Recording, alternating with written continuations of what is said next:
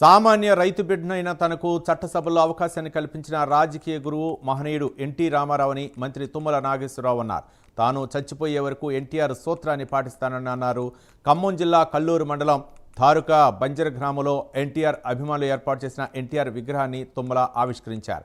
ఎన్టీఆర్తో తనకు గల అనుబంధాన్ని గుర్తు చేశారు. తెలుగు బిడ్డ నేల జాతి ఉన్నంత కోసం రాష్ట్ర రాజకీయ పార్టీని ఏర్పాటు చేసి 9 నెలల్లోనే రాజకీయ చరిత్రను మలుపు తిప్పి అధికారంలోకి వచ్చారని కొనియాడారు తుమ్మల నాగేశ్వరరావు.